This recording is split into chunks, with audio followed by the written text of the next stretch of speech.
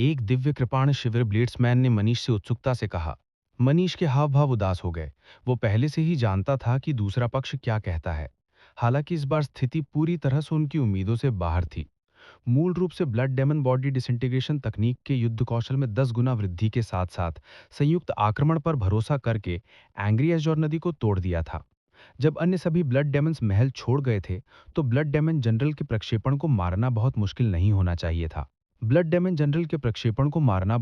नहीं होना चाहिए था। हालांकि अर्जुन देव को उम्मीद नहीं थी कि ये ऐसी स्थिति में पहुंच जाएगा जहां ब्लड डेमन जनरल को मारा नहीं जा सकता था। मुरोंग चोंग ने अर्जुन देव की ओर देखा, जो ललिता के साथ खड़ा था। उसकी आंखों में मुश्किल से पता लगाने योग्य क्रोध चमक उठा। वो जल्दी से मनीष की तरफ गया और कहा, उसका मूल शरीर आकाश में वो लाल रंग का चांद होना चाहिए। इस दुनिया में असीमित पुनरुद्धार जैसी कोई चीज नहीं है। अगर हम उसे मारते जा रहे हैं तो वो अंत में गिर जाएगा। मनीष फूट फूट कर मुस्कुराया और जमीन पर पड़ी 3 इंसानों की खालों की ओर इशारा किया। उन्होंने कहा, मुझे डर है कि इससे पहले कि वो गिर जाए, हम टिक नहीं पाएंगे।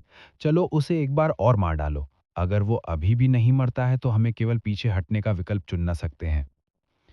पुस पुस। हॉल में घनी संख्या में लाल रंग के मोती दिखाई दिए। वे जल्दी से एक निश्चित बिंदु पर इकट्ठा हो गए। थोड़ी देर बाद ब्लड डेमन जनरल की आकृति फिर से बन गई। हालांकि इस बार सभी ज्यादा सावधान थे। कोई भी गुप्त आक्रमण में नहीं पकड़ा गया। लाल रंग के चांद से फिर से एक लाल रंग की रोशनी उतरी। ब्लड डेमन जनरल का मूल रूप से कमजोर फिगर लाल रंग की रोशनी में तुरंत मजबूत हो गया। ब्लड डेमन जनरल मुस्कुराया और अपने पीले चेहरे पर एक क्रूर मुस्कान प्रकट की। उसने अर्जुन देव और अन्य 2 लोगों की ओर देखा और कहा, एक और 3 लोग मरने के लिए आ रहे हैं, मार डालो। रक्त दानव आत्मविघटन तकनीक केवल एक सीमित समय तक ही चल सकती है। मनीष समय बर्बाद नहीं करना चाहता था। जैसे ही ब्लड डेमन जनरल की आकृति दिखाई दी, उसने दूसरों को चार्ज करने के लिए प्रेरित किया। अर्जुन देव के बगल में मौजूद ललिता ने उन्हें सावधान रहने के लिए कहा। फिर वो युद्ध के मैदान में उतर गईं और ब्लड डेमन जनरल से लड़ने लगीं। कुछ बड़ी लड़ाइयों के बाद युद्ध के मैदान में 7 लोग एक दूसरे के साथ बहुत अच्छे से समन्वित थे। अर्जुन देव और अन्य 2 लोगों के लिए हस्तक्षेप करना अच्छा नहीं था, अन्यथा वे अपनी लय को बाधित कर देते। वे केवल इंतजार कर सकते थे और देख सकते थे, अवसर की प्रतीक्षा कर रहे थे। रक्त दाना मृत्यु भाला, ब्लड डेमन जनरल ने चिल्लाया और उसके हाथ में एक लाल रंग की गेंद संघनित हो गई। लाल रंग की गेंद जल्दी से लंबी हो गई और भाले में बदल गई। वो भीड़ की ओर उड़ती गई और इसने हवा में लाल रंग का निशान छोड़ा। भाले की गति बहुत तेज थी। पलक झपकते ही वो मनीष के सामने आ गया। मनीष की आंखों में तेज रोशनी चमक उठी। उसने जल्दी से अपनी कृपाण से हवा में घेरा खींचा। मनीष के सामने एक भवंडर आ गया। पुस। जब भयानक लाल रंग का भाला उसके पास से गुजरा, तो उसने तुरंत अपना लक्ष्य खो दिया और उसे किनारे पर उड़ते हुए भेज दिया। बैंग। लाल रंग का भाला हॉल में एक विशाल पत्थर के खंभे से टकराया। एक जोरदार विस्फोट हुआ और पत्थर के खंभे का एक बड़ा हिस्सा तुरंत खराब हो गया। अगले ही पल एक जोरदार गड़गड़ाहट हुई। हवा में लटकते हुए पत्थर का ऊपरी हिस्सा जमीन की ओर गिर गया। पत्थर का खंभा जो दसियों मीटर लंबा था, नीचे गिर गया। सभी ने जल्दी से डॉज किया। बैंग।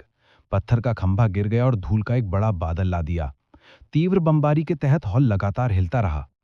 पुस। ब्लड डायमंड जनरल ने अवसर का फायदा उठाया। जब सभी डॉज कर गए, वो अजीब सी हंसी हंसा और एक लाल रंग के तरल में बदल गया और एक ब्लेड्समैन पर हमला किया, जिसने रक्त दानव आत्मविघटन तकनीक को निष्पादित किया। उस ब्लेड्समैन ने अभी अभी अपने आप को स्थिर किया था। जब तक उसे अपने पीछे खतरा महसूस हुआ, तब तक देर हो चुकी थी। ब्लड डायमंड जनरल ने इस व्यक्ति को भेद दिया।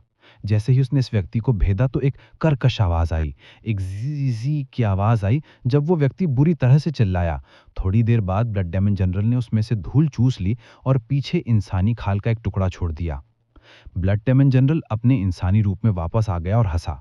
मानव रक्त हमेशा इतना अद्भुत क्यों होता है, जो एक अनंत स्वाद के साथ छोड़ता है। मनीष के हाव भाव उदास हो गए। डिवाइन सेबर कैंप के ब्रेड्समैनों में से 3 पहले ही मर चुके थे। शेष 4 ने पहले ही एंग्री एस्योर नदी को मार डाला था। वरिष्ठ बहन रुयू, हमें और समय बर्बाद नहीं करना चाहिए। जल्दी से एंग्री एस्योर नदी को निष्पादित करने का अवसर पैदा करें। मनीष ने चिल्लाते हुए अपनी कृपाण से ब्लड डेमन जनरल को वापस धकेल दिया। ब्लड डेमन जनरल को भी पता था कि एंग्री एस्योर नदी कितनी शक्तिशाली है। उसने लगातार ब्लड डेमन डेथ स्पीयर को निष्पादित किया, दूसरों को उसे निष्पादित करने का मौका नहीं दिया। वो भाला, जिसमें एक क्षयनशारक परिवेशान की शक्ति थी, तेजी से भीड़ की ओर उड़ गया। भीड़ ने पहले ही ब्लड डेमन डेथ स्पीयर की ताकत का अनुभव कर लिया था, वो उसके सामने से संघर्ष करने की हिम्मत नहीं करती थी। वे सभी उछले और बच गए। बैंग, धूम, बैंग, भूम। हॉल में शेष 11 पत्थर के खंभे सभी ब्लड डेमन डेथ स्पीयर से टकराए। एक एक करके पत्थर के खंभे ढह गए, धूल छोड़ दी गई। दृश्य बेहद अराजक था। अराजक बड़ाई के बीच ब्लड डेमन जनरल लाल रंग की प्रकाश की किरण में बदल गया और उसने लोगों पर लगातार हमला किया। मनीष और अन्य लोगों को आसमान से गिरते हुए पत्थर के खंभे और ब्लड डेमन जनरल के छुपे हमलों से बचना था। उनके पास ब्लड डेमन जनरल पर हमला करने का मौका नहीं था, वे उससे निपटने में व्यस्त थे। मुरोंग चोंग ने अपना सिर उठा के हॉल की छत की ओर देखा। उसकी अभिव्यक्ति थोड़ी सी बदल गई। अच्छा नहीं, ये महल ढहने वाला है। 12 पत्थर के खंभों का सहारा खोने वाला महल बिना रुके हिल रहा था। छत से कंकड़ गिरती रहीं। जैसे ही मुरोंग चोंग ने खत्म किया, एक तेज आवाज आई और पूरा गुंबद ढह गया। असंख्य पत्थर ब्रह्म की आवाज के साथ नीचे गिर पड़े। मनीष ने जोर से कहा, चलो पहले यहां से निकल लें। भूम। शेष लोगों ने अपने कृपाणों पर एक असीम कृपाण प्रकाश संघनित किया और अपनी चालें की, ऊपर से गिरते पत्थरों को चकनाचूर कर दिया। अर्जुन देव के हाव भाव नहीं बदले। उनकी आकृति हवा में चमक उठी और उन्होंने ड्रैगन और टाइगर बॉडी स्कल्प्टिंग आर्ट को प्रसारित किया। उसने 5000 किलोग्राम बल के साथ मुक्का मारा, विशाल चट्टानों को अनगिनत टुकड़ों में चकनाचूर कर दिया। यूं कैक्शन धूल के बीच हवा में बहते हुए एक गिरे हुए पत्ते में बदल गया, जैसे ही वह तैर रही थी। जब सारी धूल जम गई तो विशाल और राजसी महल पूरी तरह से खंडहर हो गया था। हर कोई धूल में लथपथ था, कुछ हद तक दुखी लग रहा था। मलबे के बीच एक लाल बत्ती फट गई, हर जगह धूल उड़ गई और ब्लड डेमन जनरल की आकृति पूर्णिमा की रोशनी के नीचे दिखाई दी। ब्लड डेमन जनरल के पीले चेहरे पर गुस्से की अभिव्यक्ति प्रकट हुई। उसने ठंडे स्वर में कहा, अज्ञानी जूनियरों, तुमने मेरे महल को नष्ट करने की हिम्मत कैसे की? आज तुम में से कोई भी इस जगह को जिंदा नहीं छोड़ेगा। हू। ठंडी हवा चली और ललिता की आकृति अचानक ठंडी हवा में गायब हो गई। अगले ही पल ब्लड डेमन जनरल की छाती पर एक घाव दिखाई दिया और खून बहने लगा। ललिता की आकृति ब्लड डेमन जनरल द्वारा चमकी।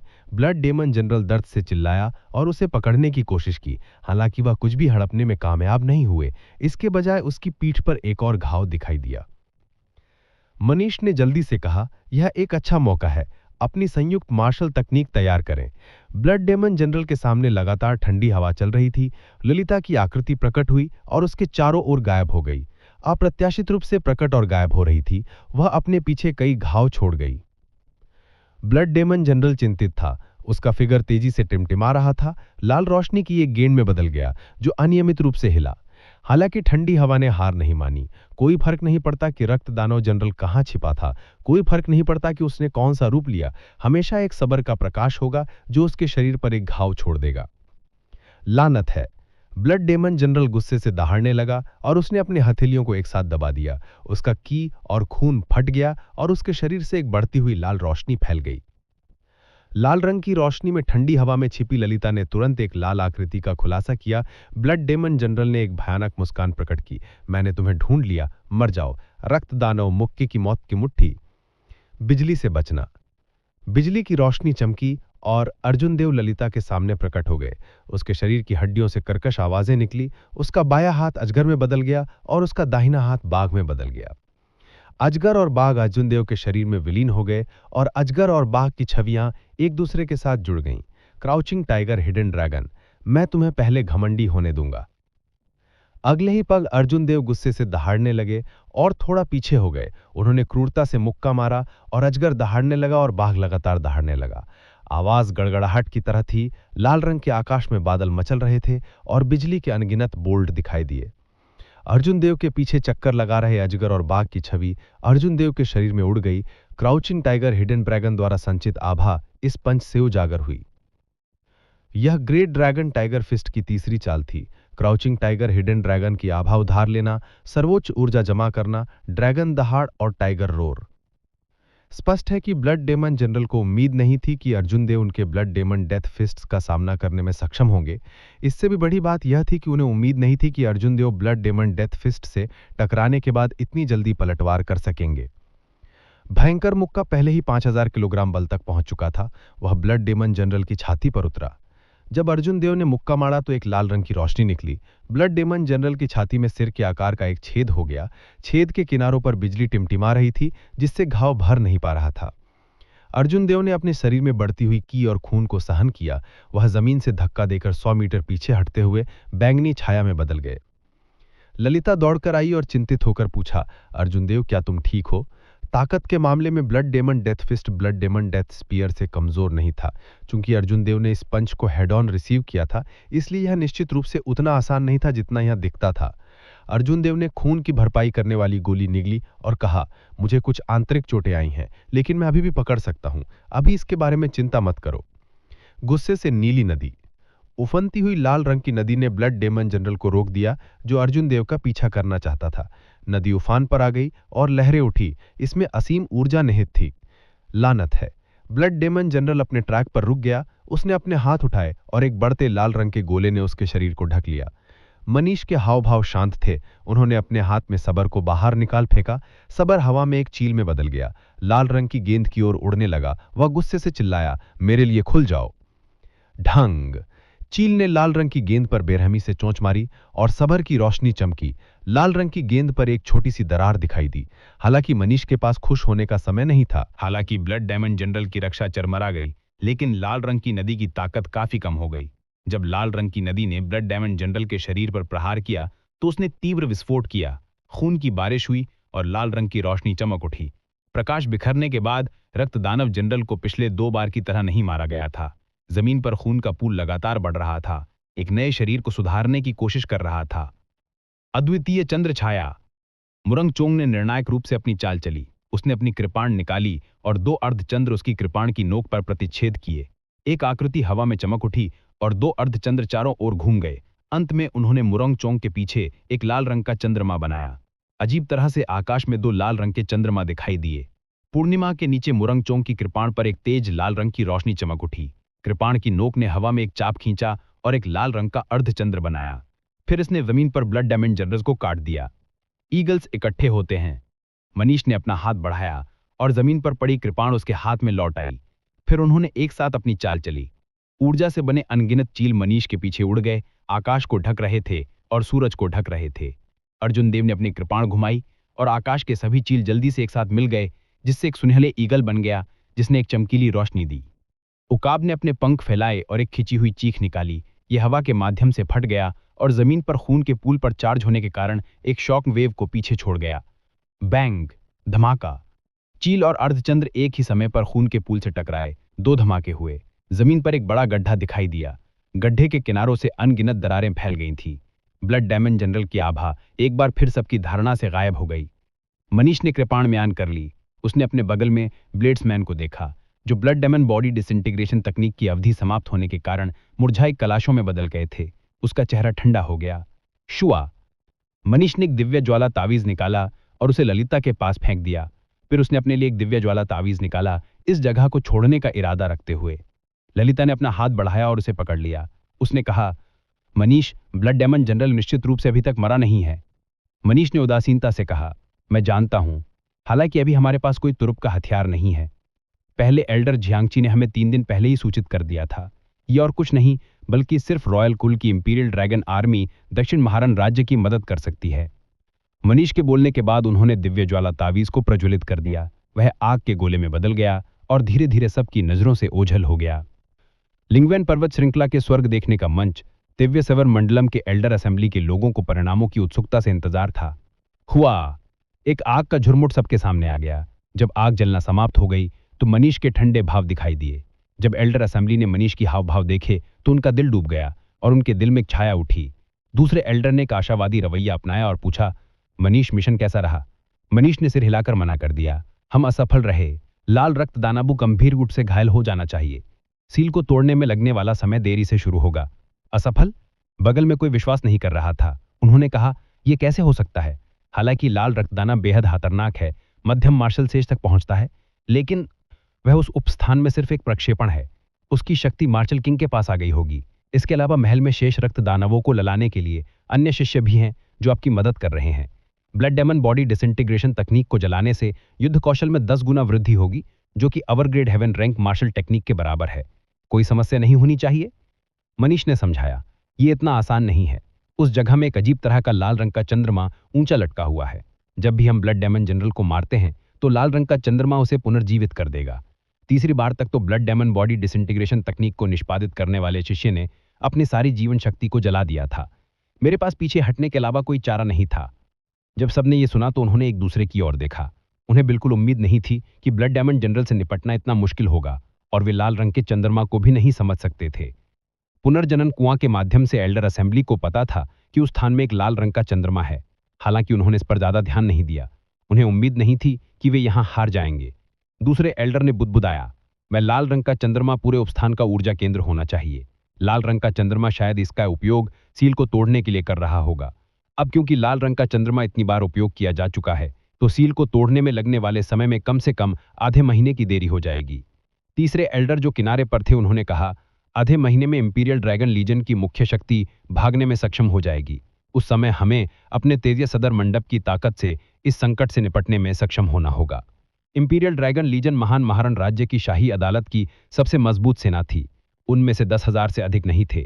उनका नेतृत्व 10 मार्शल सम्राटों के प्रमुख नानगोंग लाई करते थे। सेना में सबसे कमजोर एक शीघ्र सामान्य मार्शल योद्धा था। 10 प्राचीन युद्ध पोतों और 2,000 शीघ्र मार्शल किंग्स के साथ भले ही वो एक नियमित मार्शल सेज से मिले, तो वे आसानी से उन्हें मार डालेंगे। इसके अलावा वे लंबे समय से उत्तर में थे, बर्बर जाति के विरुद्ध लड़ रहे थे, जो कि डीप एबिस डिमोनिक वर्ड द्वारा शासित था। उनकी युद्ध क्षमता अपने चरम पर बनी हुई थी। इंपीरियल ड्रैगन लीजन महान महारण राज्य के शीघ्र विशेषज्ञों की सेना थी। इसे महान महारण राज्य की नींव कहा जा सकता है। पहले एल्डर झियांगची ने अपना सिर हिलाया और कड़वाहट से मुस्कुराया और कहा, लोगों के इस समूह की शॉकिंग भूख है। वे मदद करने के लिए तैयार होने से पहले तेविया सदर मंडप की आत्मा नस खदान की कमाई का 1 चाहते हैं। मनीष की ज्वारी बदल गई। वे आश्चर्य से बोला, वे डाकुओं की तरह क्यों काम कर रहे हैं? अगर वे तेविया सदर मंडप को खुलने देते हैं तो शीहे पांत का आधा हिस्सा प्रभावित होगा। क्या वे डरते नहीं हैं? दूसरे बूढ़े ने बगल में कहा, पहले तो उन्होंने 20% मांगा, इससे भूमे ने 50 कर दिया। इसके अलावा वे अपना कदम उठाने से पहले तेव्य सदर मंडप के नष्ट होने तक इंतजार कर सकते हैं। जियांगची ने बुदबुदाया, कमजोरों के पास बातचीत करने की योग्यता नहीं होती है। शाही दरबार के लोग स्वर्गीय कृपाण मंडप के नष्ट होने का इंतजार नहीं कर सकते। अगर वे अंधाधुन मरने से नहीं डरते, तो वे मदद करने के लिए भी सहमत नहीं होते।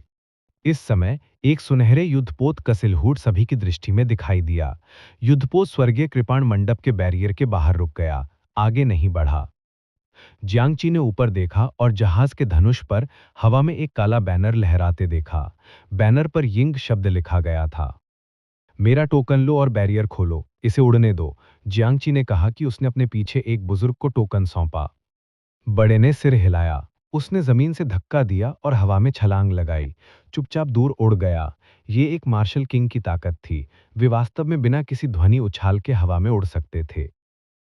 एक क्षण बाद सुनहरा युद्धपोत उनके दिशा में तेजी से उड़ गया। जब सुनहरा युद्धपोत सभी के सिर के ऊपर पहुंचा, तो हर कोई स्पष्ट रूप से महसूस कर सकता था कि युद्धपोत कितना विशाल था। इसने आकाश को ढक लिया और एक विशाल छाया डाली। ये एक हिलते हुए किले की तरह था। हो! एक खूबसूरत सुनहरी आकृति जहाज के धनुष से नीचे कूद गई। उसने एक सुनहरा युद्ध कवच पहना हुआ था जो सूरज के नीचे सुनहरी चमक से चमक रहा था।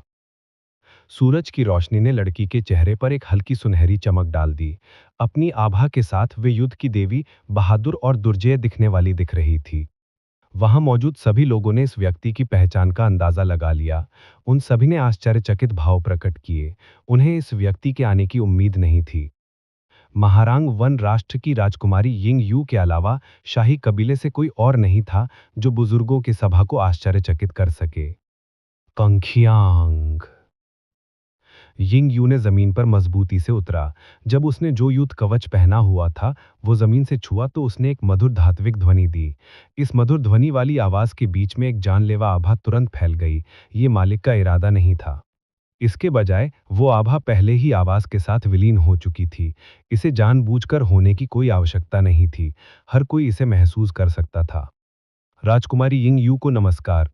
हालांकि स्वर्गीय कृपाण मंडप के बुजुर्ग बहुत मजबूत थे, लेकिन उन्हें शाही कबीले की सबसे प्रतिष्ठित राजकुमारी के सामने एक शो करना था।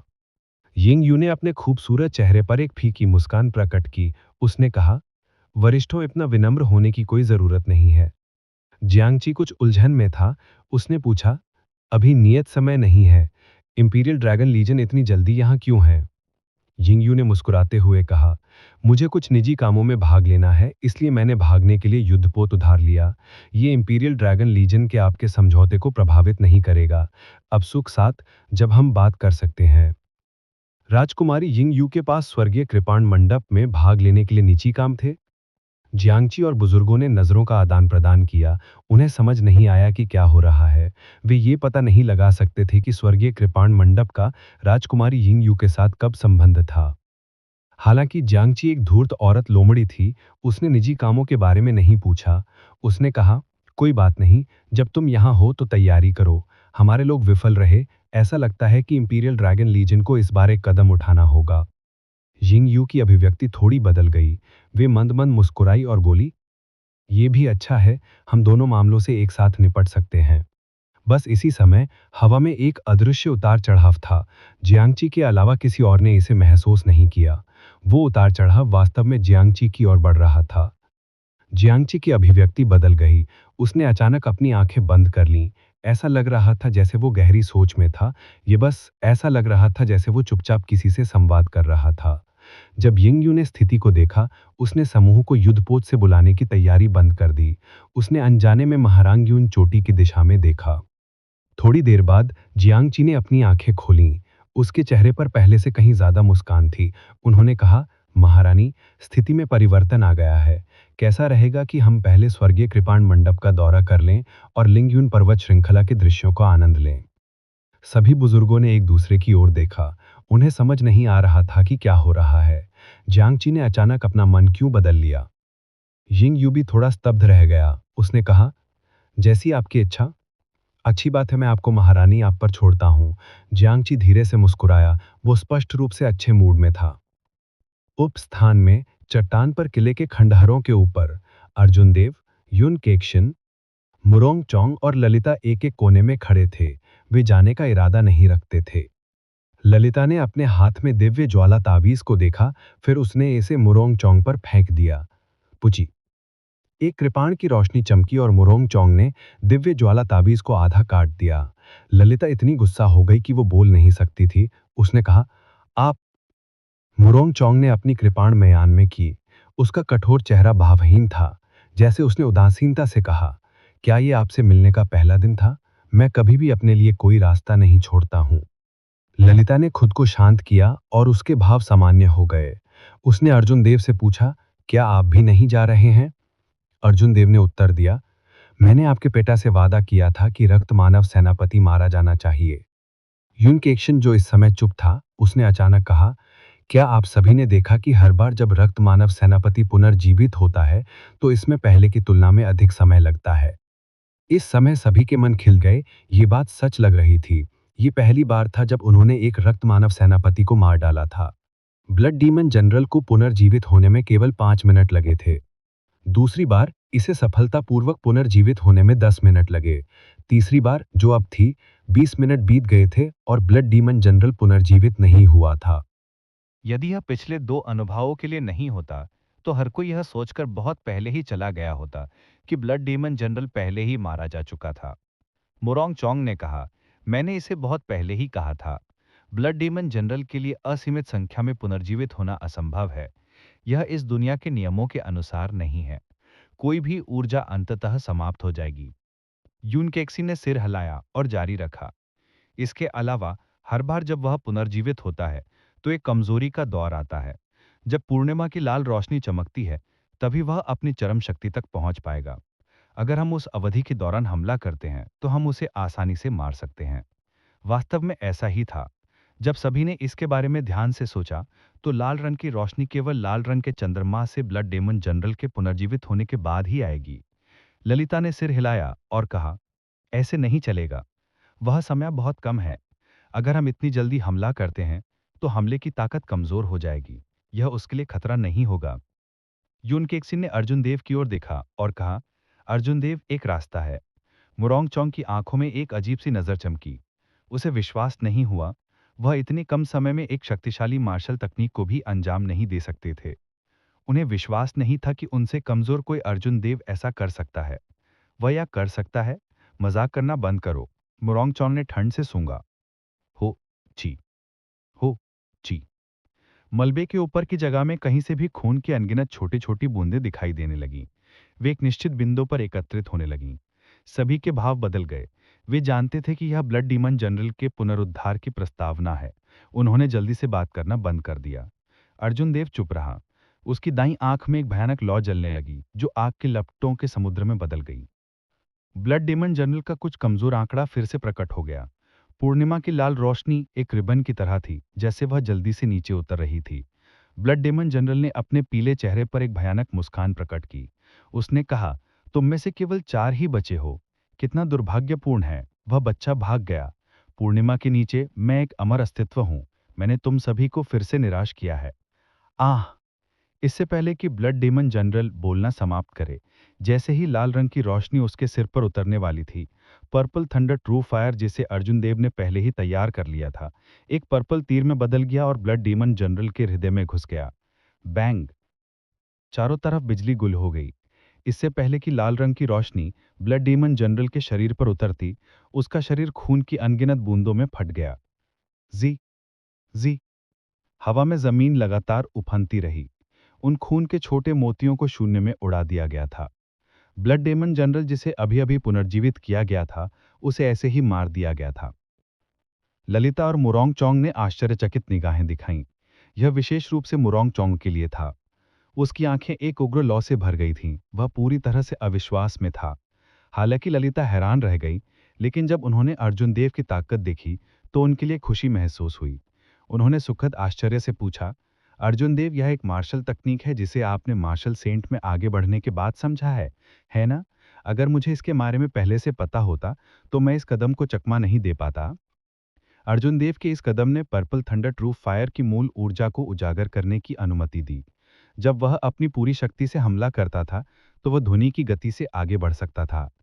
जब तक कोई मार्शल किंग ना हो, अगर कोई विशेष प्रकृति की तकनीक विकसित नहीं करता है, तो वे इसे बच नहीं पाएंगे। ललिता ने जो कहा वो सच था। जब मैं मार्शल सेंट के लिए आगे बढ़ा, तो मेरी गड़गड़ाहट की स्थिति में सुधार हुआ। फिर मैंने इस कदम को समझा। हालांकि यह बहुत सारे सार को समाप्त कर देता है।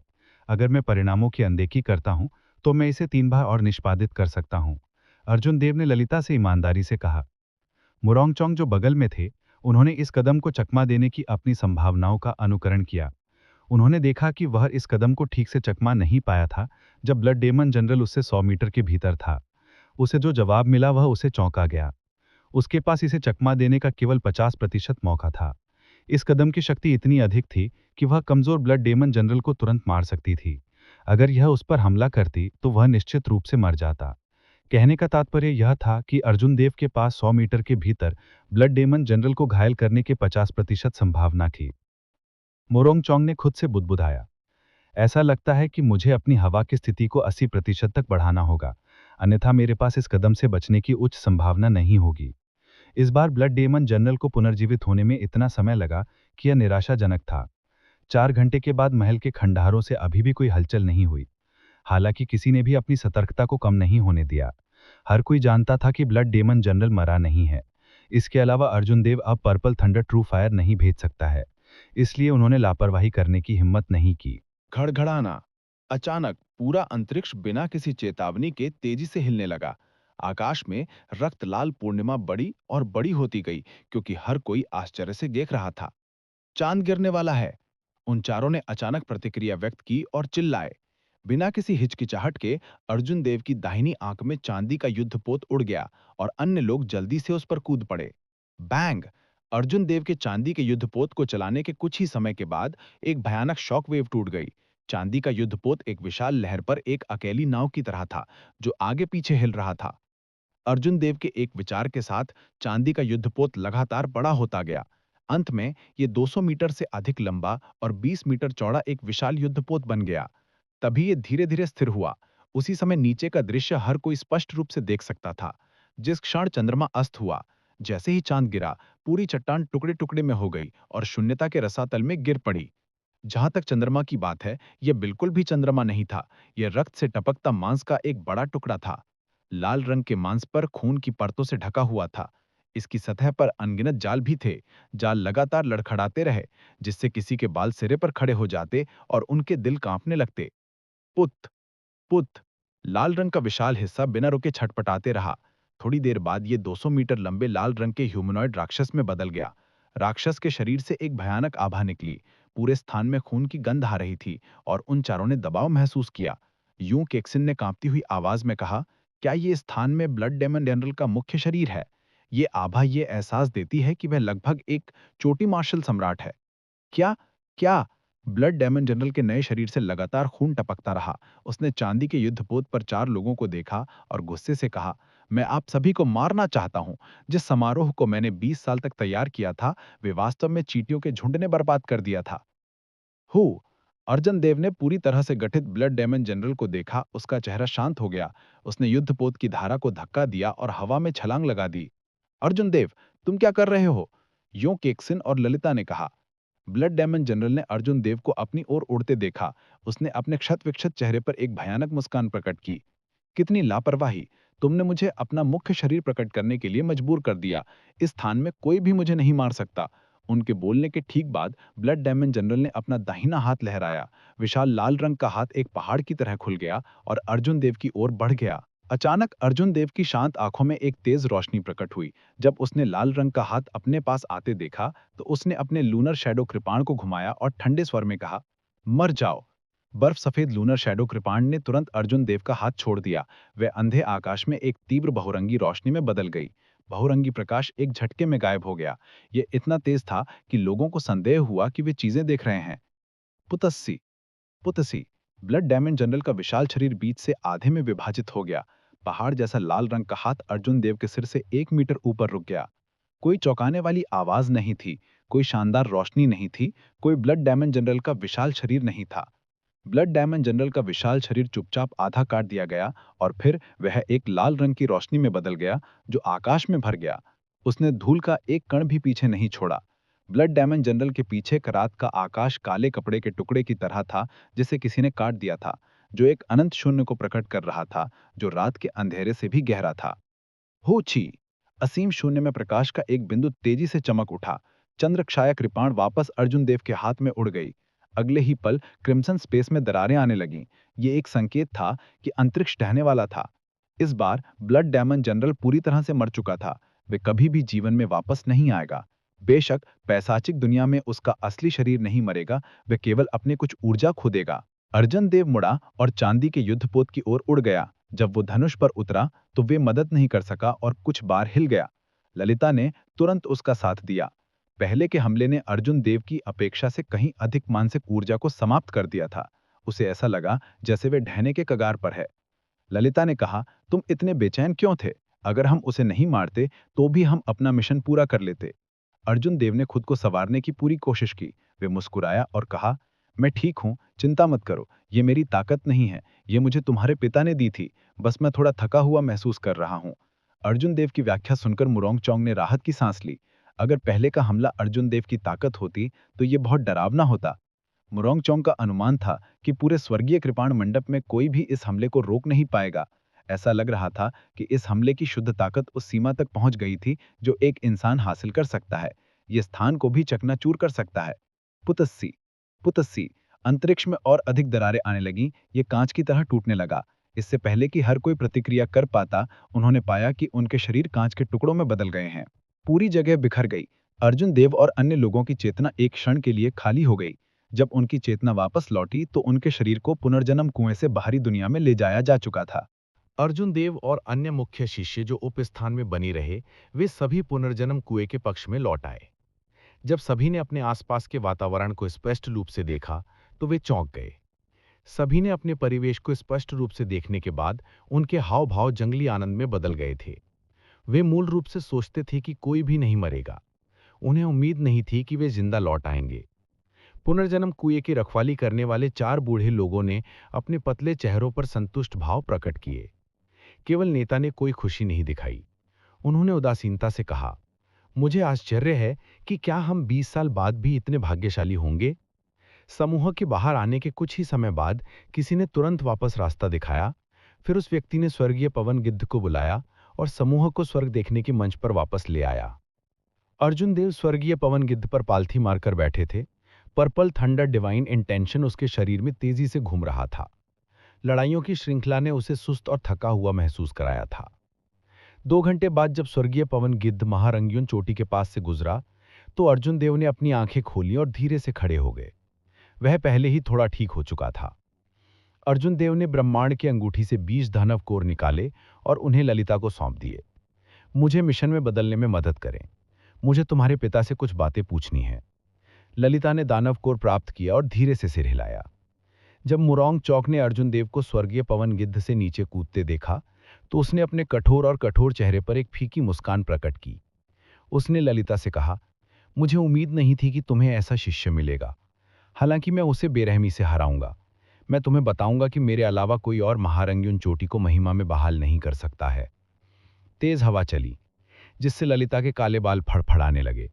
उसके आकर्षक चेहरे पर उदासी का एक निशान था। उसने उदासीनता से कहा, मैंने कभी यह नहीं सोचा था कि वह महारंगियन चोटी को गौरव करेगा। वह महारंगियन चोटी से संबंधित नहीं है, ना ही वह स्वर्गीय काबल मंडप से संबंधित है। देर सबेर वह चले जाएंगे। मुरौंग चौक कहने से पहले थोड़ा स्तब्ध रह गया। उस स्थिति में उसके जाने से पहले मैं उसे एक अविस्मरणीय अनुभव दूंगा। ललिता के चेहरे पर गुस्से की एक झलक झलक रही थी। उसने कहा, मुरौंग चौक अति मत करो। मुरौंग चौक धीरे से मुस्कुराया और कहा, आपको अपने बारे में अधिक चिंतित होना चाहिए। अगले महीने की 15 तारीख को मैं महारंगियन पीक के पीक मास्टर के पद के लिए औपचारिक रूप से आवेदन करने के लिए एल्डर्स असेंबली में जाऊंगा। मुझे आशा है कि आप इससे पहले मार्शल किंग के लिए आगे बढ़ सकते हैं। मुरौंग चौक के बोलने के बाद वह बिना पीछे देखे स्वर्गीय पवन गिद्ध से कूद गया। उसने दूरी में उड़ते हुए एक भेदी ध्वनि उछाली। महारंगियन चोटी के शिखर पर अर्जुन देव लियू तियानियों के सामने मजबूती से उतरे। लियू तियानियों हमेशा की तरह एक चट्टान पर पालथी मारकर बैठा हुआ था, जैसे कोई बूढ़ा आदमी अपने चरम पर था। हालांकि अर्जुन देव ने इस व्यक्ति को कम आंकने की हिम्मत नहीं की। उसके दिल में एक हल्का अनुमान था कि यदि वह उस चट्टान को छोड़ सकता था जिस पर वह बैठा था, तो वह पूरे महारंगियन शिखर को पलटने में सक्षम होगा। स्वर्गीय काबल मंडप में कोई भी उसके लिए एक मैच नहीं होगा। लियू तियानियों ने अर्जुन देव की ओर देखा और धीरे से मुस्कुराया। आप अपना इनाम प्राप्त करने के बजाय मेरे स्थान पर क्यों भाग रहे हैं? अर्जुन देव ने अपने विचारों को सुलझाया और कहा, मैं बस यह जानना चाहता हूं कि क्या वह अंतिम काबल प्रहार वह शक्ति थी जो आपने मुझे दी थी, या वह शक्ति जो चंद्र छाया काबल के पास मूल रूप से थी। उस अंतिम काबल प्रहार की शक्ति एक भयानक स्तर पर पहुंच गई थी। अर्जुन देव ने यह नहीं सोचा था कि यह वह शक्ति थी जो मूल रूप से चंद्र छाया काबल के पास थी। इसके बजाय यह लियू तियानियों की शक्ति थी, जिसे कुछ गुप्त तकनीक का उपयोग करके लूनर शैडो सेबर में संग्रहित किया गया था। हालांकि जब उन्होंने व्यक्तिगत रूप से उस काबल हड़ताल को पहले अंजाम दिया, तो वह उस तरह की शक्ति से बहुत परिचित महसूस करते थे, जैसे यह उनके शरीर का एक हिस्सा हो और ऐसी कोई चीज नहीं जो उन्हें किसी और ने दी थी। लियू तियानियों ने उदासीनता से कहा, मैंने ऐसा बहुत पहले ही कहा था। यह लूनर शैडो सेवर की शक्ति है। बात बस इतनी है कि अब तुम इसे समझ नहीं पा रहे हो। अर्जुन देव ने संदेह से पूछा, क्यों? लियू तियानियों ने उदासीनता से कहा, तुम्हारा वर्तमान लूनर शैडो सेबर थंडरवुड काबल है, जिसका उपयोग थंडर किंग ने उस समय किया था। हालांकि यह अलग दिखाई देता है, यह बैटल सेज ओरिजिन से लिया गया है। बैटल सेज ओरिजिन्स को 6 भागों में विभाजित किया गया है। प्रत्येक भाग में एक भिन्न गुप्त तकनीक है। अब तक तुम 2 भाग प्राप्त कर चुके हो, चेंजिंग कैरेक्टर फॉर्मूला और strength character formula. Battle says secret technique changing character formula thunder king द्वारा व्यक्तिगत रूप से पारित की गई थी। तुमने इसे थोड़ा समझ लिया है। हालांकि यह स्ट्रेंथ कैरेक्टर फॉर्मूला किसी बाहरी व्यक्ति के मार्गदर्शन के बिना तुम्हारे लिए इसे समझना असंभव है। अर्जुन देव ने गहन चिंतन में प्रवेश किया और कहा, आप कह रहे हैं कि भयानक काबल प्रहार को बैटल सेज ओरिजिन्स ने पकड़ लिया था, जिसमें स्ट्रेंथ कैरेक्टर फॉर्मूला था। यह ठीक है, अर्जुन देव ने संदेह से कहा, लेकिन मुझे स्ट्रेंथ कैरेक्टर फॉर्मूला कब मिला? मुझे इसके बारे में क्यों नहीं पता? लियू तियानियों ने हाथ हिलाकर कड़ुता से मुस्कुराया। यदि तुम नहीं जानते हो तो मुझे कैसे पता होगा? यह चतुर लोमड़ी हमेशा अपने आधे शब्दों को अनकहा छोड़ देती है। मैं अधिक पूछता रहूंगा तो भी कोई परिणाम नहीं मिलेगा। मुझे तब तक प्रतीक्षा करनी चाहिए जब तक मैं आओ जियो को जगाकर उससे पूछ नहीं लेता। अर्जुन देव ने जल्दी से सोचा और इस निष्कर्ष पर पहुंचा कि लियू तियानियों निश्चित रूप से इसके बारे में जानते थे। हालांकि अगर वह उसे नहीं बताएंगे तो वह कुछ नहीं कर सकता था। यह सोचकर अर्जुन देव को लगा कि यहां रहने का कोई मतलब नहीं है। इस व्यक्ति के साथ बातचीत करना बहुत खतरनाक था, इसलिए वह मुड़ा और चट्टान से नीचे चला गया। क्या तुम यह नहीं जानना चाहते कि बैटल सेज ऑरिजिन्स वाला तीसरा टूटा हुआ ब्लेड कहाँ है? इस टूटे हुए सेवर को थंडर किंग ने व्यक्तिगत रूप से तब तोड़ दिया था। यदि स्वर्गीय काबल मंडप के पास इसकी रक्षा करने वाला दिव्य हथियार नहीं होता तो वह इसे बहुत पहले ही ले गया होता। क्या तुम इसे नहीं चाहते हो? अर्जुन देव के पीछे से ल्यूथियानियों की आवाज आई। उसके शब्द प्रलोभन से भरे हुए थे। अर्जुन देव उनसे परेशान नहीं हो सकते थे। वह चट्टान से कूद गया और कहा, मुझे तुम्हारी बहन चाहिए। तुम्हें मेरी बहन क्यों चाहिए? मेरी बहन तो बहुत पहले ही मर चुकी है। अर्जुन देव का जवाब सुनकर ल्यूथियानियों का चेहरा संदेह से भर गया। यह ठीक है। अर्जुन देव वास्तव में यह जानना चाहते थे कि तीसरा टूटा हुआ ब्लेड जिसमें बैटल सेज ऑरिजिन्स था कहाँ है। हालांकि भले ही उसे पीट पीट कर मार डाला गया हो, वह ल्यूथियानियों के साथ और बातचीत नहीं करेगा। इस बूढ़े आदमी से लाभ स्वीकार करने से कुछ भी अच्छा नहीं होगा। फूफू इस उपस्थान की यात्रा से सुरक्षित लौट आई, लेकिन यह तब भी एक कठिन अनुभव था। हालांकि अर्जुन देव के सार और मानसिक ऊर्जा की थकान किसी भी अन्य समय की तुलना में अधिक थी। एक सप्ताह के स्वास्थ्य लाभ के बिना अर्जुन देव अपने चरम स्थिति में नहीं आ पाएंगे। इस प्रकार जब ल्यूथियानियों ने उसे फिर से ललाया तो अर्जुन देव शिकायत किए बिना नहीं रह सके। हवा उसके कानों के पास से गुजर गई। अर्जुन देव ने गुरुत्वाकर्षण मंत्र का प्रयोग किया और तेजी से पहाड़ की कमर पर अपने आंगन की ओर उड़ गए। अपने अपर्याप्त सार के कारण अर्जुन देव ने पूरी गति से उड़ान भरने की हिम्मत नहीं की। धीरे धीरे अपने आंगन में उतरने से पहले उसने 1 घंटे तक उड़ान भरी। अपने शयन कक्ष में लौटने के बाद अर्जुन देव ने सोने की इच्छा को नियंत्रित करने की पूरी कोशिश की। वह बिस्तर पर पालथी मारकर बैठ गया और धीरे धीरे पर्पल थंडर डिवाइन इंटेंशन को प्रसारित किया। खेती की स्थिति में प्रवेश किया। पू दा बाई स्पिरिट ब्लड जेट से बाहर कूद गई और खिड़की की ओर चली गई। अर्जुन देव इसकी दिशा को भांप सकते थे और उन्होंने इसकी परवाह नहीं की। चूंकि उपस्थान में अन्य लोग भी थे, इसलिए उन्होंने इसे बाहर निकालने की हिम्मत नहीं की। चूंकि वह पहले ही महारंग्यून चोटी पर थी, इसलिए वह उसे बाहर जाने दे सकता था और कुछ मजे कर सकता था। आखिरकार कोई खतरा नहीं होगा। अर्जुन देव के डेंटेन में बैंगनी क्यूब भंवर तेजी से घूमता गया। हवा में शुद्ध बिजली से युक्त आध्यात्मिक ऊर्जा तेजी से उनके शरीर में प्रवाहित हो गई। मार्शल संत के रूप में आगे बढ़ने के बाद अर्जुन देव ने पाया कि यदि वह जानबूझकर इसे अवशोषित नहीं करते हैं तो साधना के दौरान उन्होंने जो भी आध्यात्मिक ऊर्जा अवशोषित की थी वह बिजली के कारण होगी। इससे अर्जुन देव को थोड़ा सिरदर्द होने लगा था। जब उन्होंने शुद्ध बिजली जिम्मेदार आध्यात्मिक ऊर्जा के साथ रशिंग थंडर साबर टेक्निक को निष्पादित किया तो इसकी ताकत स्वाभाविक रूप से मजबूत होगी। हालांकि जब उन्होंने अन्य मार्शल टेक्निकों जैसे कि लिंग यून साबर टेक्निक को निष्पादित किया तो कई बाधाएं होंगी। पहाड़ की स्थिति के साथ गड़गड़ाहट की स्थिति का विलय करना बहुत मुश्किल था, जिससे पहाड़ की स्थिति को आगे बढ़ने से रोका जा रहा था।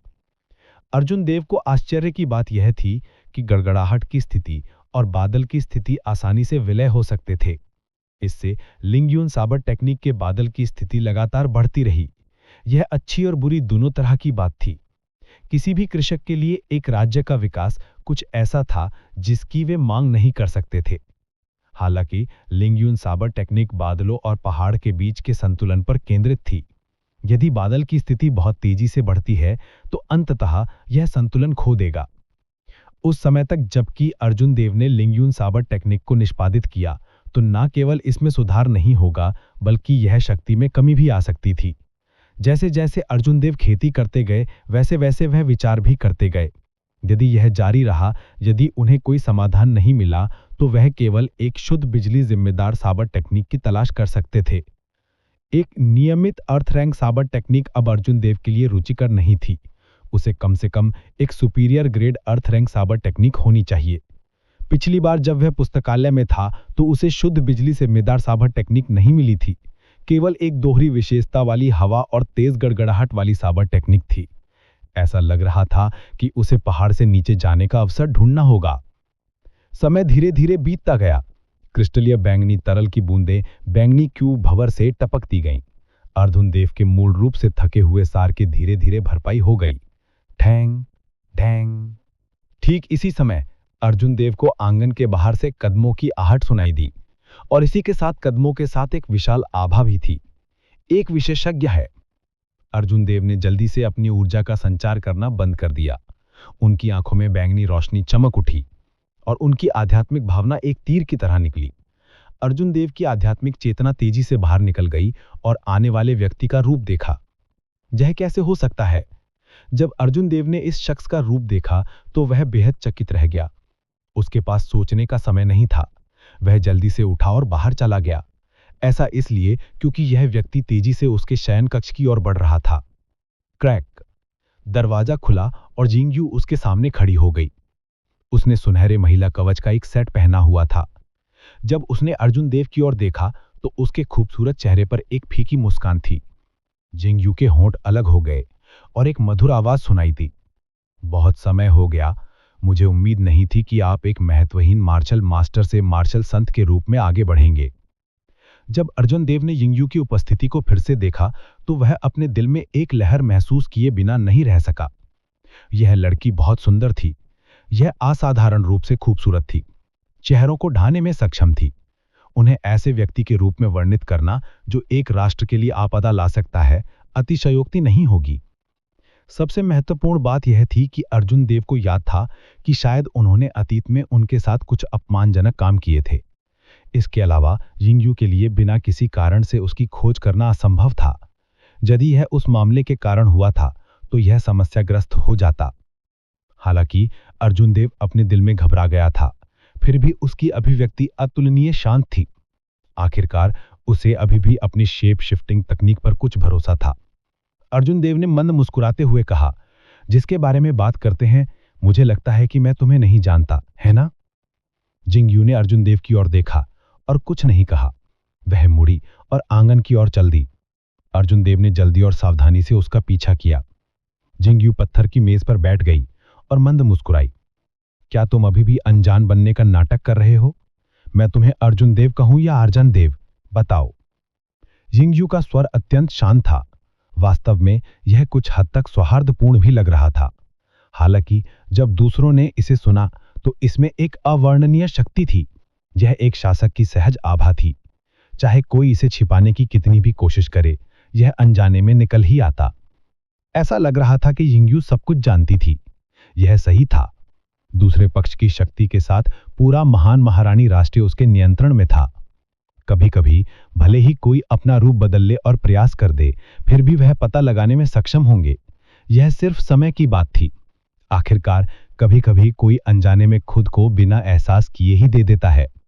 जिंगयू के सामने बैठकर अर्जुन देव ने उदासीनता से कहा, चूंकि आप यह सब जानते हैं, मैं इसे छिपाऊंगा नहीं। बस सीधा ही कहो, तुम मुझे क्यों ढूंढ रहे हो? यदि यह गैयबी मार्क्यूइस के कारण है तो मेरे पास कहने के लिए कुछ नहीं है। उसने अपनी छाती से एक महिला की लकड़ी की मूर्ति निकाली। उस महिला ने सोने का कवच पहना हुआ था। उसका खूबसूरत चेहरा उच्च स्पिरिट में था। मूर्तिकार के शानदार कौशल के तहत यह एक वास्तविक व्यक्ति की तरह लग रहा था। यह एक लघु जिंगयू थी। अर्जुन देव का दिल घबरा गया था। उसे उम्मीद नहीं थी कि वह होने से डरता था। जिंगयू वास्तव में इस मामले के लिए आई थी। हालांकि यदि सिर्फ यह मूर्ति होती तो अर्जुन देव नहीं डरते। कितनी उत्कृष्ट मूर्ति कला है, देवताओं का काम। यह एक वास्तविक व्यक्ति की तरह लगता है। मुझे आश्चर्य है कि इसे किसने तराशा। अरे, यह बिल्कुल आपके जैसी दिखती है। अर्जुन देव ने मूर्ति पर टिप्पणी की जैसे कि कुछ नहीं हुआ था। जिंगयू ने धीरे से अपने हाथ में मूर्ति के साथ खेला और वह मंद मुस्कुराई। मैं जानना चाहूंगी कि इसे किसने गढ़ा। इंपीरियल कैपिटल के उच्च वर्ग के लगभग प्रत्येक व्यक्ति के पास एक है। जहां तक कि इसे 100 स्पिरिट स्टोन भी बेचा जाता है। मुझे उम्मीद नहीं थी कि ये इतनी कीमत के लायक होगा। अगर भविष्य में मेरे पास पैसे की कमी है तो मैं अपनी मदद के लिए इस मूर्तिकार की तलाश कर सकता हूँ। ये वास्तव में इतना महंगा है। 100 अवसर ग्रेट स्पिरिट स्टोन। लानत है, अंत में मुझे अभी भी उस लानत फैट्सो द्वारा धोखा दिया गया था। अर्जुन देव के हाव भाव थोड़े बदल गए क्योंकि उन्होंने अपने दिल में शाप दिया। तुम्हारे साथ क्या गलत है? आपका रंग खराब लगता है। यिंग यू धीरे से मुस्कुराई। अर्जुन देव ने इसे कवर किया और हंसते हुए कहा, ज्यादा कुछ नहीं, बस मैं थोड़ा उदास हूं। पटा। अचानक यिंग यू ने पत्थर की मेज पर विनय से प्रहार किया। उसने अपने शरीर से एक भयानक आभा छोड़ी। जब यह आभा उसकी आवाज में समा गई तो इसने अर्जुन देव को चौंका दिया। आप कब तक इस कार्य को जारी रखेंगे? अप्रत्याशित रूप से आप अभी भी इसे स्वीकार करने के लिए तैयार नहीं हैं। यिंग यू की अभिव्यक्ति अचानक बदल गई क्योंकि उसने एक और लकड़ी की मूर्ति निकाली। इस लकड़ी की मूर्ति की उपस्थिति के आधार पर यह पिछले वाले से अलग नहीं थी। हालांकि उस पर लगे कपड़े गायब थे, ये केवल एक पतला अंडरगारमेंट पहना हुआ था। लेकिन ये मुख्य बिंदु नहीं था। मुख्य बात ये थी कि लकड़ी की मूर्तिकला के छाती के फैले हुए हिस्से को पूरी तरह से रगड़ दिया गया था। इस घटना के बाद एक पूरी तरह से ठीक मूर्तिकला का रूप पूरी तरह से बदल गया था। इस बार अर्जुन देव अब शांत नहीं बैठ सके, उसे रोने की इच्छा हुई। उन्होंने फैट्सो के चरित्र को कम आंका था। अरुण तेजस ने लंबे समय से अर्जुन देव से इस मूर्ति के लिए भीख मांगी थी। हालांकि अर्जुन देव ने उनके लिए इसे तराशा नहीं था। बाद में अर्जुन देव के पास एसेंस लाइट एरो की कमी थी। उनके पास अर्जुन देव के लिए एक को तराशने के अलावा कोई विकल्प नहीं था।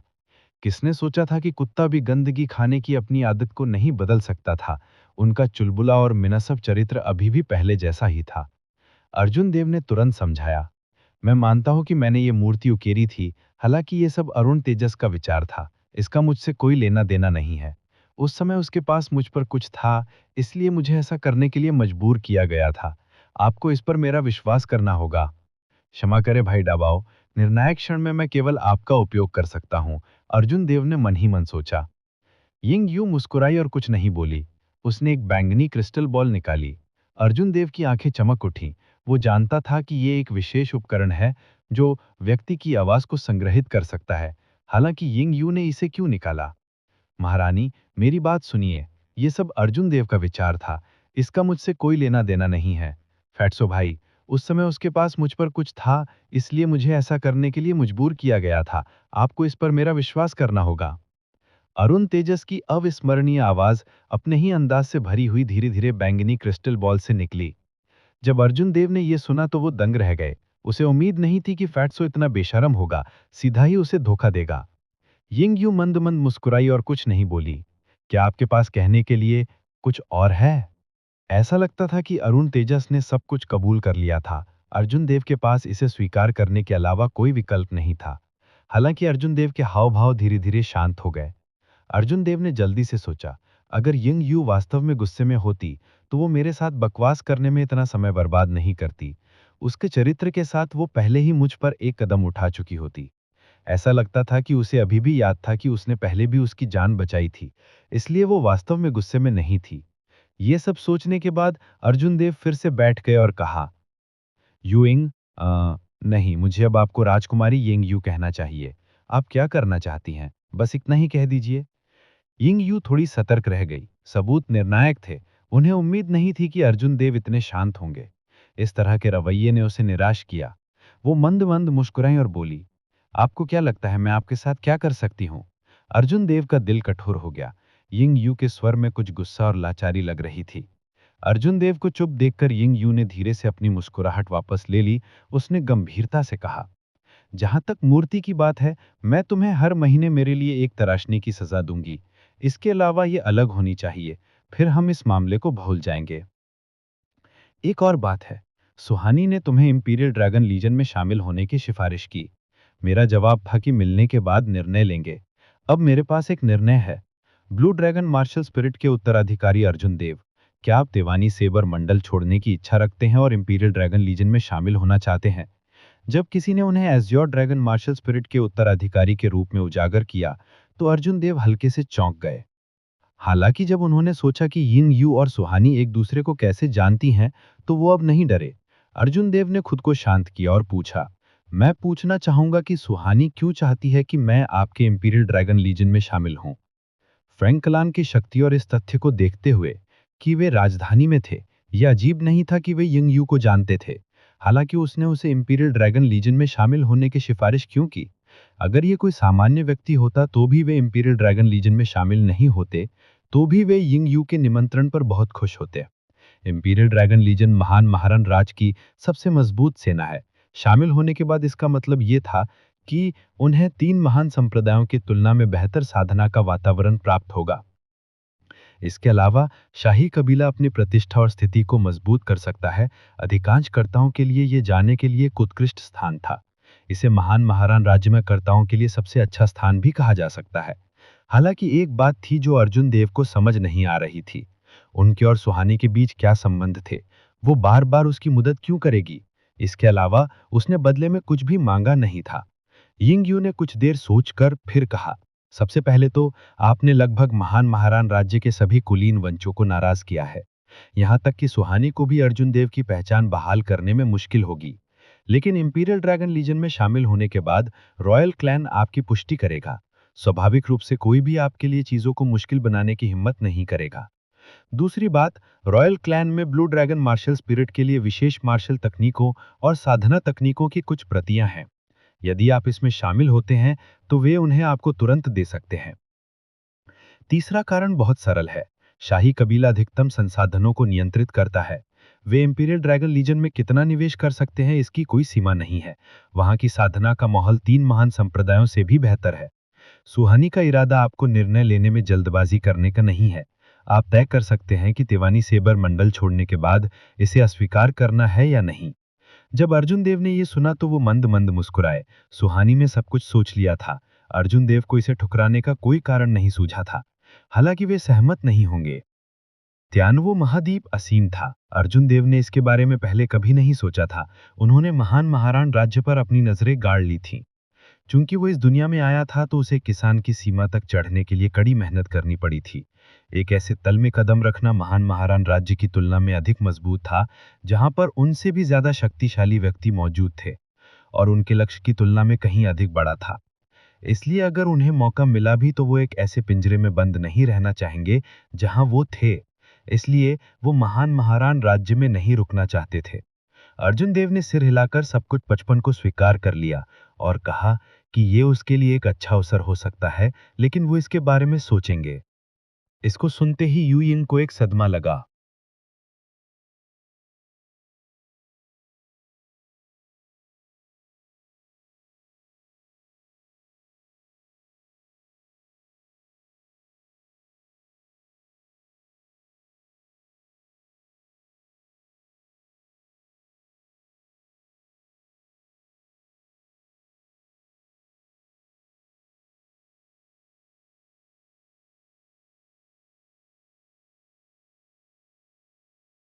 उन्होंने तियानवी सम्राट के ऐसे प्रभाव ऊंचाइयों तक पहुंचने की कोशिश नहीं की। वो थंडर किंग के स्तर तक पहुंचना चाहता था। फिर वो महाद्वीप में बेजोड़ आगे बढ़ सकता था। हालांकि इंपीरियल ड्रैगन लीजन में शामिल होने से किसी की खेती कम समय में तेजी से बढ़ जाएगी, लेकिन भविष्य में उसे छोड़ना मुश्किल होगा। ये बहुत संभावना थी कि कोई भी अपने शेष जीवन के लिए महान महारानिक राष्ट्र से बंधा रहेगा। उन काश्तकारों के लिए जिनका लक्ष्य मार्शल मुनार्क या मार्शल किंग बनना था, ये कोई समस्या नहीं थी। हालांकि अर्जुन देव के लिए ये एक बड़ी समस्या थी। अर्जुन देव ने अपना सिर हिलाया और कहा, क्षमा करें, मुझे डर है कि मैं इसे स्वीकार नहीं कर सकता। सुहानी को एक संदेश देने में मेरी मदद करें। उसके दयालु इरादों के लिए उसका धन्यवाद। यिंग यू कुछ आश्चर्यचकित था। उसने पूछा, क्यों? ब्लू ड्रैगन मार्शल स्पिरिट की एक्सक्लूसिव मार्शल टेक्निक बेहद मजबूत है। आपके लिए यह सांप को पंख जोड़ने जैसा होगा। इसके अलावा क्या आप अपने जीवन के बाकी के लिए उपनाम अर्जुन देव का उपयोग करने का इरादा रखते हैं? अर्जुन देव ने मंद मंद मुस्कुराते हुए कहा, चूंकि मार्शल टेक्निक्स की प्रतियां हैं, तो निश्चित रूप से एक से अधिक प्रतियां होंगी। उन्हें प्राप्त करने का हमेशा मौका मिलेगा। इसके अलावा उचित मार्गदर्शन के बिना इन मार्शल टेक्निक्स को स्वयं समझना बेहद मुश्किल होगा। उन्होंने कहा, जहां तक मेरी पहचान की बात है, निश्चित रूप से मैं जीवन भर अर्जुन देव की पहचान का इस्तेमाल नहीं करूंगा। उस समय मैंने पहले कहा था, 2 साल बाद मैं व्यक्तिगत रूप से इन महान कुलों के लिए अपना रास्ता खत्म कर दूंगा और उन्हें अपना निर्णय वापस लेने के लिए मजबूर करूंगा। अर्जुन देव का लहजा बेहद शांत था। उन्होंने कोई वीरतापूर्ण शब्द नहीं कहे। हालांकि उनकी आंखों में दृढ़ निगाहें ने संदेह के लिए कोई जगह नहीं छोड़ी थी। सभी को यकीन था कि वो निश्चित रूप से ऐसा कर पाएंगे। जिंग यू को एक विचारशील अभिव्यक्ति प्रकट हुई। थोड़ी देर बाद वो धीरे से मुस्कुराई और बोली, क्या आपने कभी नहीं सोचा कि सुहानी हमेशा क्यों चाहती हैं कि आप शाही राजधानी में जाएं? चाहे वो पहला स्वर्गीय महारान स्कूल हो या वर्तमान इंपीरियल ड्रैगन लीजन, उनका मुख्य आधार वास्तव में इंपीरियल कैपिटल में था। जिंग यू के स्मरण के बाद अर्जुन देव को इस बात का एहसास हुआ। भविष्य में अगर मेरी कोई अनुरोध है, तो मुझे आशा है कि आप मेरी मदद करने की पूरी कोशिश कर सकते हैं। अचानक अर्जुन देव को याद आया कि मोहे सिटी छोड़ते समय सुहानी ने क्या कहा था।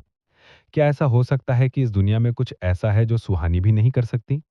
इतने लंबे समय तक बाहर आने के बाद उन्हें फेंकलनियों की शक्ति की बेहतर समझ मिल गई थी। फीनिक्स फेदर मर्चेंट एसोसिएशन उनकी कल्पना से कहीं अधिक शक्तिशाली था। उनका व्यापार पूरे 93 महाद्वीप पर फैला हुआ था। वे लगभग हर लाभदायक व्यवसाय में शामिल थे। ग्रेट महारानिक राष्ट्र के भीतर सभी बड़े संप्रदायों और शक्तियों के फैंग कलनियों के साथ अनगिनत संबंध थे। उनके पास कम से कम कुछ व्यापारिक संबंध थे। इसके अलावा जिस चीज ने फैंग कलनियों को उन्हें कम आंकने की हिम्मत नहीं की, वो ये था कि उन्होंने ग्रेट महारानिक राष्ट्र के भीतर सभी स्पिरिट स्टोन बिक्री चैनलों को नियंत्रित किया। स्वर्गीय सेबर पवेलियन, मिस्टी स्वर्ड संप्रदाय, नाइट स्पिरिट पैलेस और यहां तक कि रॉयल कलनी ने स्पिरिट स्टोन खदानों पर नियंत्रण किया। स्पिरिट स्टोन्स का उत्पादन किया जाता था। सभी को अधिकतम लाभ प्राप्त करने के लिए फैंग कलनियों के चैनलों से होकर गुजरना पड़ता था। यहां तक कि 10,000 साल के इतिहास वाले संप्रदाय स्वर्गीय सेबर पवेलियन ने भी इतनी बड़ी शक्ति को नाराज करने की हिम्मत नहीं की। क्या ऐसा कुछ हो सकता था जो वे सुहानी के साथ नहीं कर सकते थे? अर्जुन देव ने अपने विचारों को इकट्ठा किया और जवाब दिया, मैं सुहानी का ऋणी हूं। अगर उसके पास मुझसे कुछ पूछने को है, जब तक मैं इसे करने में सक्षम हूं, चाहे मैं कहीं भी हूं, चाहे कितना भी जरूरी हो, मैं उसके इशारे पर रहूंगा और कॉल करूंगा। उसे बस शब्द कहने की जरूरत है और मैं वहां होऊंगा। यिंग यू मंद मंद मुस्कुराई और बोली, कोई बात नहीं। चूंकि उसने आपको नहीं बताया, इसलिए मैं ज्यादा नहीं कहूंगी। बस याद रखें कि आपने आज क्या कहा था। इसके अलावा हर महीने मेरे लिए एक लकड़ी की मूर्ति बनाना ना भूलें। मैं पहले अपनी छुट्टी लूंगी। जरा रुकिए। अर्जुन देव ने देखा कि यिंगयू जाने वाली थी। उसने कुछ सोचा और उसे रोकने के लिए पुकारा। यिंगयू मुड़ी और कहा, क्या कुछ और है? क्या आपने अपना मन बदल लिया? अर्जुन देव ने यूनिवर्स रिंग से एक फ्लोइंग लाइट फ्लावर निकाला और यिंगयू को सौंप दिया। उन्होंने कहा, यदि आप शाही राजधानी लौटते हैं तो मुझे ये फ्लोइंग लाइट फ्लावर मेरे चचेरे भाई को देने में मेरी मदद करें। यिंगयू की आंखें बहुत तेज थीं। एक नज़र से वे बता सकती थीं कि ये फ्लोइंग लाइट फ्लावर कोई साधारण फ्लोइंग लाइट फ्लावर नहीं है। ये एक अमर ग्रेट फ्लोइंग लाइट फ्लावर होना चाहिए। उन्हें उम्मीद नहीं थी कि अर्जुन देव इसे ऐसे ही दे देंगे। यिंगयू ने अपना हाथ पीछे खींचा और एक शक्तिशाली चूषण शक्ति दिखाई दी। फ्लोइंग लाइट फ्लावर तुरंत उसके हाथ में उड़ गया। वो सुनहरे फूल को अपनी नाक के पास ले गई और उसे धीरे से सूंघा। उन्होंने कहा, यह वास्तव में एक अमर ग्रेट फ्लोइंग लाइट फ्लावर है। क्या आपको डर नहीं है कि मैं इसे अपने लिए ले लूंगी? अर्जुन देव मंद मंद मुस्कुराए और कहा, आपकी समझने की क्षमता के साथ फ्लोइंग लाइट फ्लावर आपके लिए कोई ज्यादा काम नहीं आएगा। इसके अलावा आप एक राजकुमारी हैं। आप ऐसा घृणित काम नहीं करेंगी। यिंगयू ने अपना हाथ पीछे खींचा और फ्लोइंग लाइट फ्लावर तुरंत गायब हो गया। उसके उत्कृष्ट चेहरे पर एक शरारती मुस्कान दिखाई दी।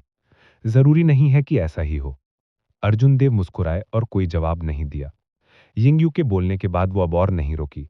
वो इस जगह से निकल गई। ये स्पष्ट था कि वो समय की जल्दी में थी।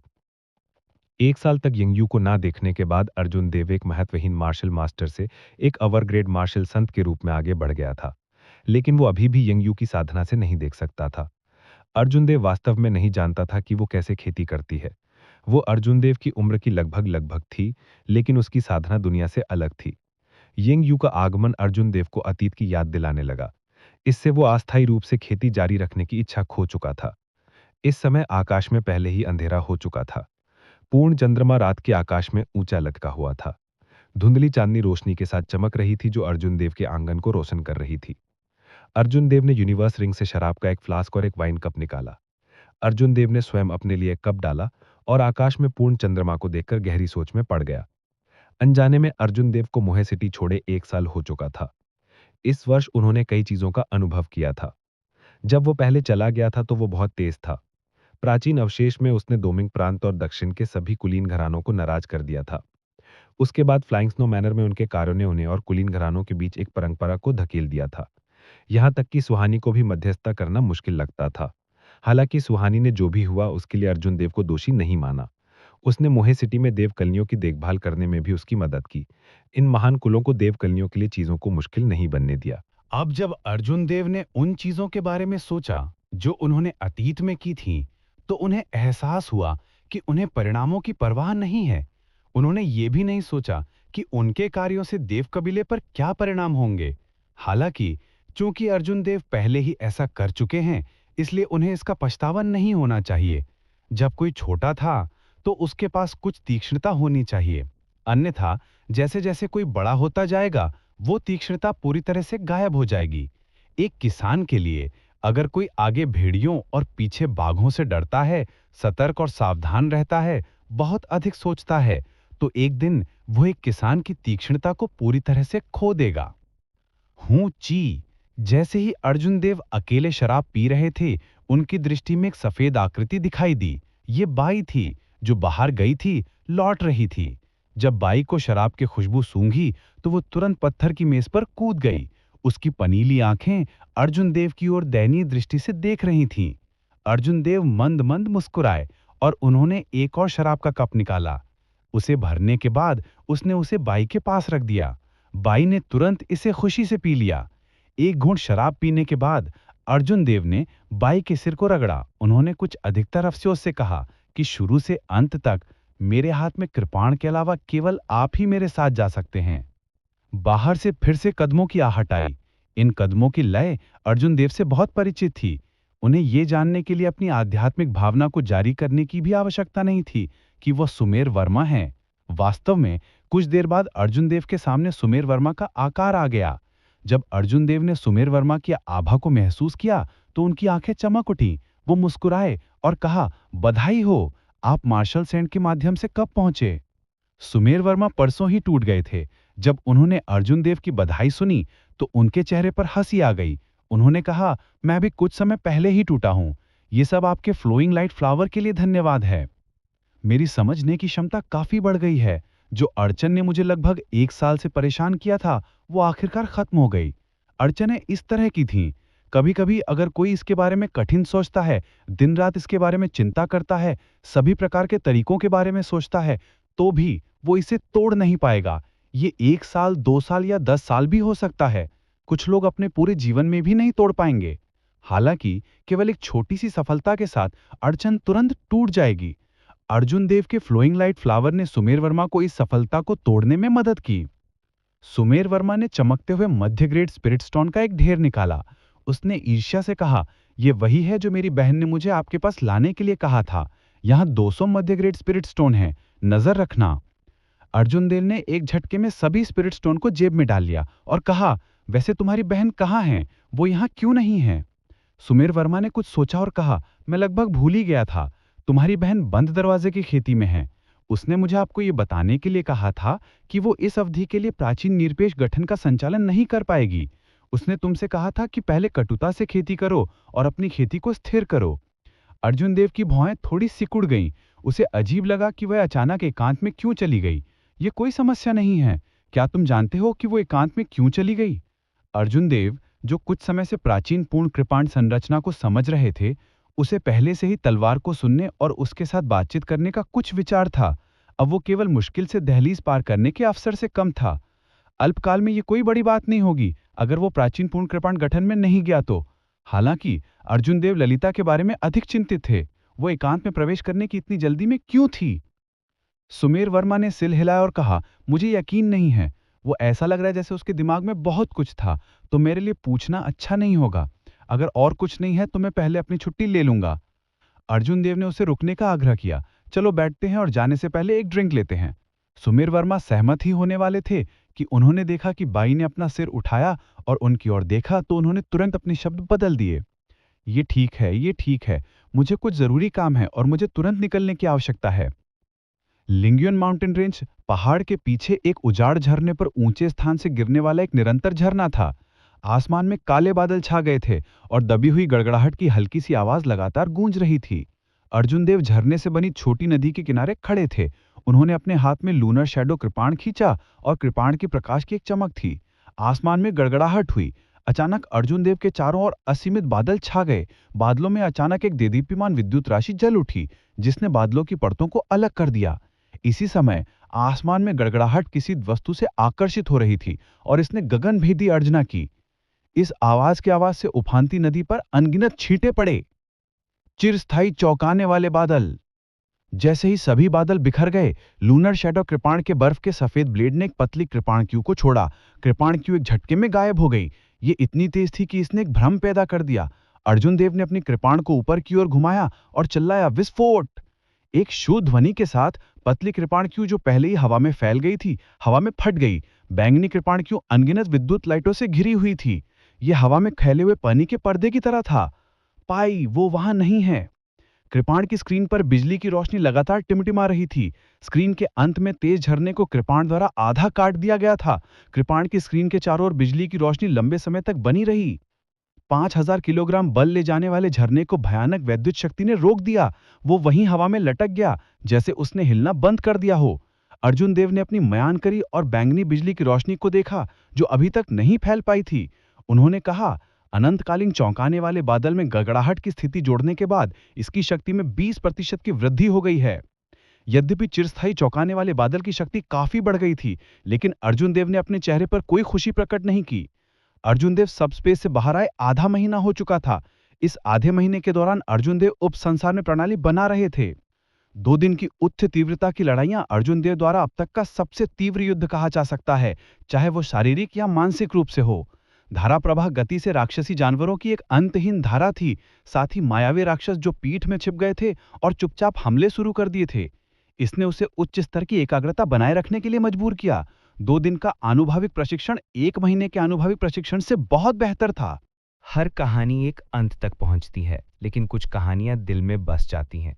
अगर दिव्य तपस्या अर्जुन देव की कहानी का ये भाग आपके दिल को छू गया हो, तो वीडियो को लाइक करें और हमारे channel Mukul the story teller को सब्सक्राइब करें, ताकि अगला भाग सबसे पहले आप तक पहुंचे। और हाँ, कमेंट में ज़रूर बताइएगा कि आपको इस कहानी का ये हिस्सा कैसा लगा। आपका एक शब्द हमारे लिए नई कहानी की प्रेरणा बन जाता है।